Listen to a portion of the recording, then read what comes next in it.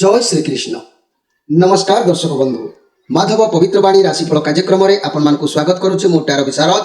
प्रिय दर्शक बंधु, आज मु आपण मानकु कहिबी जे मीन राशि व्यक्ति मानक संपर्क रे भाग्यर किछि परिवर्तनर जोग संपर्क रे मीन राशि व्यक्ति माने कार्यक्रम को प्रथम रु शेष पर्यंत देखिबा पई अनुरोध करुछि। अनेक गुड़िए कथा मु आपण मानकु कहिबी, जेहेतु मीन राशि व्यक्ति माने आपण को राशि रे शनि प्रथम पादरे अछंती, 7.5 शनिर प्रभाव अच्छी। तेणु एते दुख भितर किछिटा परिवर्तनर जोग देखा मिली, जहाँकि मुझे आपण मानकु सूचैबाकु चाहे। आपण माने कार्यक्रम को निश्चित भाव में प्रथम रु शेष पर्यंत देखंतु। मु निश्चित भाव में किछि प्रतिकार कहिबी, आपण माने समस्या रु समाधान हो पारिबे। तेबे मीन राशि व्यक्ति माने मने रखंतु, बृहस्पति 7/4 पुनर्वसु नक्षत्र कर्कट राशि को चलन होउचंती। तेणु एई बृहस्पति चलन समय रे मोर प्रिय मीन राशि व्यक्ति माने जो समस्या भितर गति करुथिले, भाग्य आपण को किछिटा परिवर्तनर जोग देखा दउछि। मन रखंतु, बृहस्पति ज्येष्ठ मासर 18 दिन, जून मासर 1 तारिख सोमवार रात्रि 2:13 समय बृहस्पति पुनर्वसु नक्षत्र कर्कट राशि को 7/4 कर्कट राशि को संचार हेबे। या जा फल कि मीन राशि व्यक्ति मानकर गोचर रे शुभ फल प्रदान करिवे। चंद्र शुभ हेतु किछि शुभ फल प्राप्ति आपन को निश्चित भाव में हेबो। जादुसेनित वाक्य अनुसार मीन राशि गोचर रे शुभ और चंद्र शुभ हेतु शुभ फल निश्चित भाव में आपन पाइबे। तेणु एई शुभ फल पाइबा फल रे कोन आपनकर लाभ हेबो, कोन आपनकर समस्या रहिबो, जेहेतु शनिकर दृष्टि अछि। तेणु से संपर्क में मुझे आपण मानक संक्षेप में वार्ता दवाई चाहूँगी। मन रखंतु, मोर प्रिय मीन राशि व्यक्ति माने जेहेतु जून मास ठारू अक्टोबर मास पर्यंत बृहस्पति शुभ स्थिति रे थिबारु, किंतु पापग्रह राहु और शनिकर कुप्रभाव कम परिमाण रे टिके अनुभूत आपन को हबो। तथापि शनि मीन राशि रे चलन होइतिबारु स्वास्थ्य प्रति अधिक टिके जत्नशील रहिबे आपण, कहिना जेहेतु आपन को राशि रे शनि अछंती। नचेत स्वास्थ्यगत समस्या गुरुतर टिके हेई पारे, सेति प्रति सदाबेले स्वास्थ्य को लेकिन आपन टिके गुरुत्व भाव रे रहिबा आवश्यक अछि।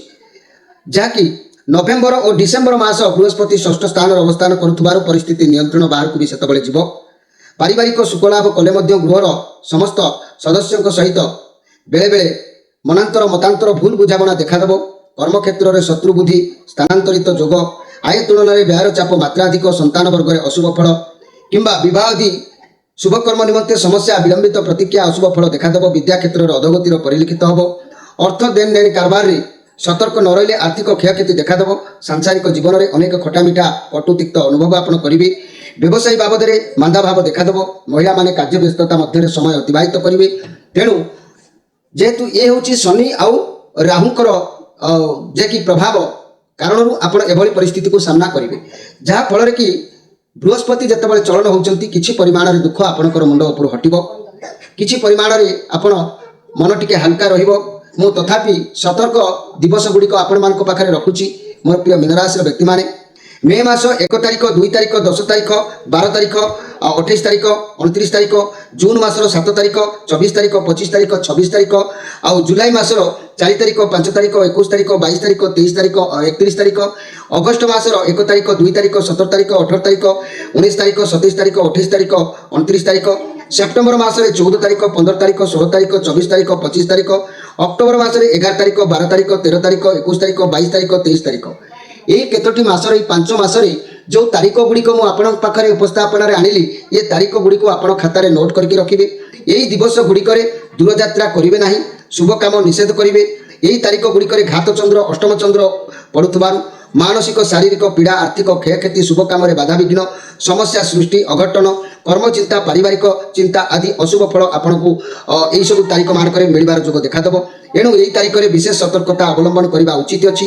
या छड़ा प्रति मासर शुक्रवार, पंचमी, दशमी, पूर्णिमा, अमावास्या, मासंत दिन गुड़िक अशुभ आपण यही दिन मानक प्रवर्त हेले अशुभ फल किसी परिमाण में आपन रक्षा पाइपर।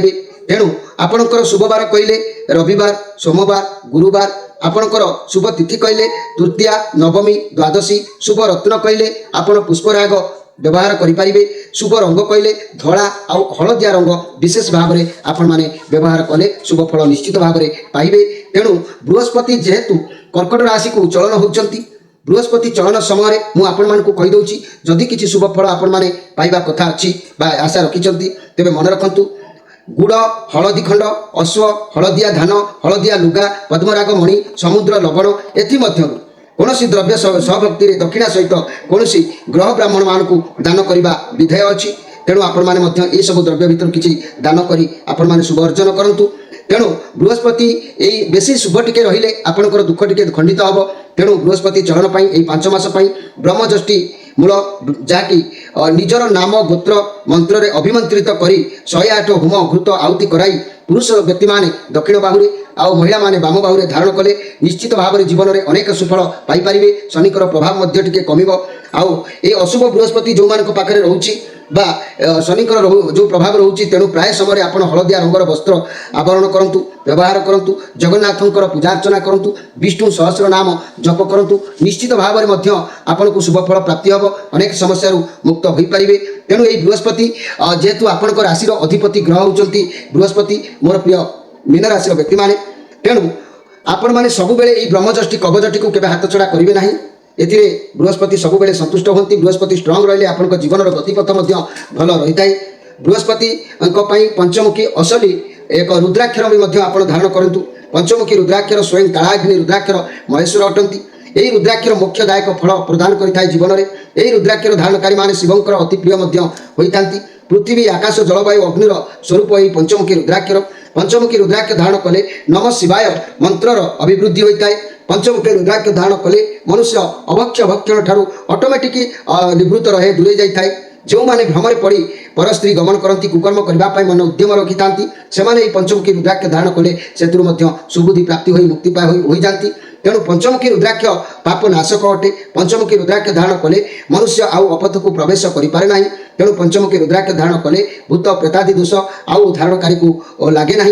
तेणु आपण जीवन में जी पर्यंत यही पंचमुखी रुद्राक्षर ब्रह्मज्योष्टि कवच यहाँ धारण करूँ। आपण राशि अधिपति बृहस्पति शुभ दृष्टि जो 5 मास रोचे यहाँ आहरी बलवत् करने ये असली ब्रह्मज्योष्टि कवच एवं यही पंचमुखी रुद्राक्षर यहाँ धारण करने सहित हलदिया वस्त्र प्राय समय आप परिधान करूँ आउ ग्रह विप्र को दान करूँ जहाँ कहली एवं बृहस्पति अधिक शुभ फल प्राप्ति करने मोर प्रिय मीन राशि व्यक्ति माने बृहस्पति महाजंत्र आपण देखंतु यही महाजंत्र को आपण प्रत्येक दिन टिके नमस्कार करंतु धूपटे दिंतु निश्चित आहरी भल शुभ फल प्राप्ति हम। यही बृहस्पति महाजंत्र रे बृहस्पति संतुष्ट हेले विद्या बुद्धि चाकरी क्षेत्र में आउ आपणकर भाग्य भविष्य विवाह क्षेत्र में आपणकर रोजगार पथर बहुत सुफलता आनी थाए। यही बृहस्पति आपण बृहस्पति महाजंत्र को प्राण प्रतिष्ठित होता जंत्र को ध्यान बा रखिकी पूजा करूँ उपकृत 100 निश्चित हे ए सन्देह करार किसी ना। मोर प्रिय मीन राशि व्यक्ति माने आपण मैंने मन रखु केबे भी जीवन में यही ब्रह्मज्योष्टि कवच बृहस्पति महाजंत्र पंचमुखी रुद्राक्ष आपको केबे भी आपण हे ज्ञान करूँ ना निश्चित परिधान करूँ उपकृत 100 निश्चित हे। जदि अधिक किसी जानवा चाहूँ शनिकर प्रतिकार निमित्त आपण मैंने जोगाजोग करेंगे मुझे कहबी 7.5 शनिर प्रभाव किपरि त्राही आपको पाइबे ता विषय में जो मैंने यही जिन सब ऑर्डर करेंगे मुझे प्रदान माने कहबी आपण मैंने करेंगे। प्रिय दर्शक बंधु आज कार्यक्रम को मुझे शेष करी आपण विदाय नहीं रोची। नमस्कार।